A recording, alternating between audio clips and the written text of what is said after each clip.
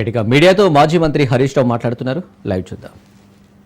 సరే, జనరల్గా ముఖ్యమంత్రి గారంటే ఆ పదవిని అందరం కూడా గౌరవిస్తాం. ముఖ్యమంత్రి గారు మాట్లాడితే ఒక రాజ్యాంగబద్ధమైన పదవిలో ఉంటాడు కనుక బాధ్యతతో మాట్లాడతాడు, నిజాలు మాట్లాడతాడు, అధికార వేదికలో తప్పు మాట్లాడరు అని మనం అందరం కూడా విశ్వసిస్తాం. దురదృష్టం ఏంటంటే మన రాష్ట్ర ముఖ్యమంత్రి రాజ్యాంగబద్ధమైన పదవిలో ఉంటూ అన్ని అబద్ధాలే మాట్లాడతాడు.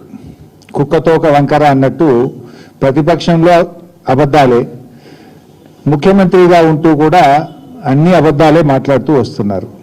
జర్నలిస్టులు అనేది, మీడియా అనేది ఫోర్త్ ఎస్టేట్గా మనందరికి కూడా ఎంతో గౌరవం ఉంటుంది. So I appeal to the media. అది మేము మాట్లాడినా, ముఖ్యమంత్రి గారు మాట్లాడినా, ఇంకెవరు మాట్లాడినా, అబద్ధాలు మాట్లాడినప్పుడు, తప్పులు మాట్లాడినప్పుడు వెరిఫై చేస్తూ మనం పాఠకులకు, ప్రజలకు వాస్తవాలు చేరవేసే విధంగా చూడాల్సినటువంటి బాధ్యత కూడా ఉంది.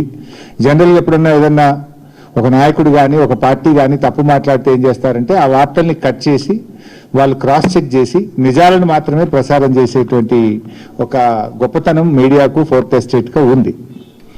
నిన్న రేవంత్ రెడ్డి గారు మాట్లాడి, నేను ఆధారాలతో సహా చూపిస్తాను, ఆల్ లైస్, పచ్చి అబద్ధాలు, గోబల్స్.